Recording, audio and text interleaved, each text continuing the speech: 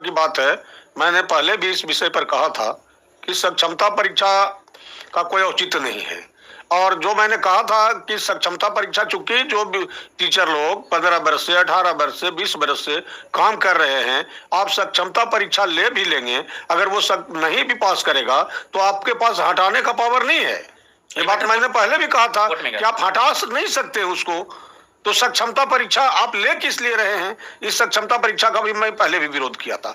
सक्षमता परीक्षा की बात मैंने बताया कि 3 ऑप्शन दिए गए थे टीचर लोगों को कि 3 जिला आपको चयनित करना है और उसमें आपको जो है पहला प्राथमिकता के आधार पर दूसरा या तीसरा दिया जाएगा।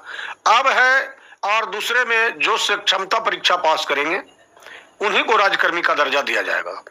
लेकिन वो सारे बातों को अब समाप्त कर दिया गया है। मैंने पहले भी कहा था कि ये सब केवल जो है सरकार ड्रामा कर रही है, ऐसा कुछ होने वाला नहीं है। अब फिर वहीं पे सरकार पहुंच गई है कि अब जो है 1 अगस्त से काउंसलिंग करेगी ऐच्छिक ट्रांसफर के लिए।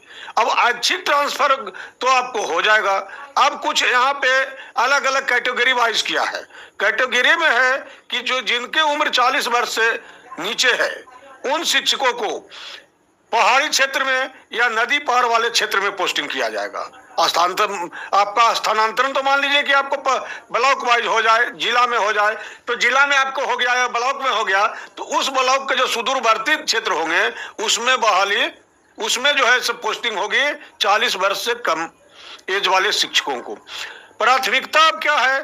अब खास करके महिलाओं को विशेष जो है वो इसमें प्राथमिकता है कि उनको जो है ऐच्छिक रूप से ट्रांसफर दिया जाएगा, ताकि उनको जो मान लीजिए कि अब गया जिला के अभ्यर्थी हैं, गया जिला के जो है से टीचर हैं और उनको मधेपुरा भेज दिया गया, उनको जो है से सीतामढ़ी भेज दिया गया। अब उनको 300-400 किलोमीटर की दूरी तय करके और वहां जाना पड़ता है और अपने परिवार से मिलने के लिए यहाँ आना पड़ता है। इस तरह से वे सदैव जो है मानसिक टेंशन में रहते हैं और मानसिक टेंशन में रहने के कारण वे अच्छा ढंग से काम नहीं कर पाएंगे, बच्चों को अच्छा ढंग से नहीं पढ़ा पाएंगे, क्योंकि एक स्वस्थ दिमाग में ही, स्वस्थ मस्तिष्क में ही जो है वो स्वस्थ कार्य हो सकता है। और जब आदमी खुद मस्तिष्क स्वच्छ नहीं होगा शिक्षक का, तो अच्छे रूप से विद्यार्थियों को गुणवत्तापूर्ण शिक्षा नहीं दे पाएंगे। इसलिए अब सरकार ने इस पर विचार किया। ऐप जो है वो सुचारू रूप से काम नहीं कर रही है और लोगों को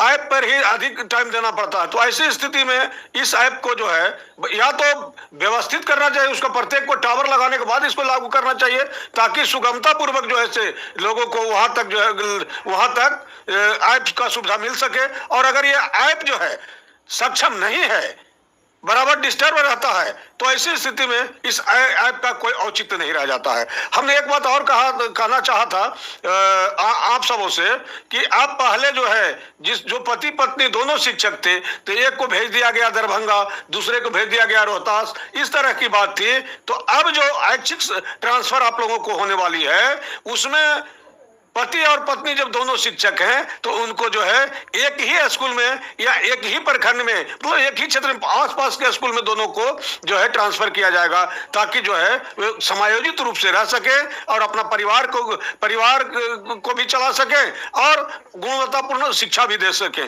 दूसरे में जो विकलांग हैं, अभी जो किया गया था तो विकलांग हो या जो भी हो सबको भेज दिया गया था दूर दूर, लेकिन अब है कि विकलांग है तो उनको एकदम जो है होम ब्लॉक में ही दिया जाएगा, ताकि वो अच्छा से अपना काम कर सके और उनको जो असुविधा हो रही है उस असुविधा से भी वो बच सके। सेवा निरंतरता का लाभ भी मिलेगा। जो 17-18 वर्ष से काम कर रहे हैं उनका जो उसका बेनिफिट भी मिलेगा।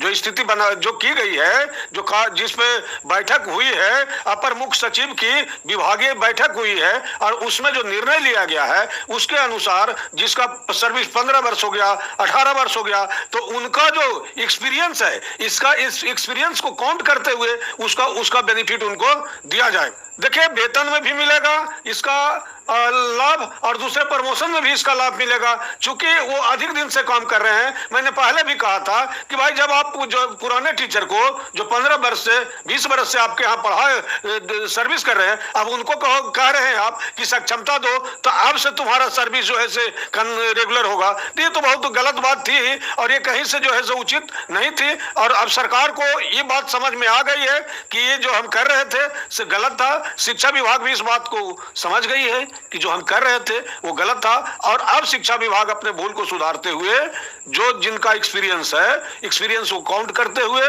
उनको उसी के अनुसार जो है वेतन में वृद्धि भी होगी, और उसी के अनुसार उनको जो है पोस्टिंग में भी वरीयता का लाभ मिलेगा।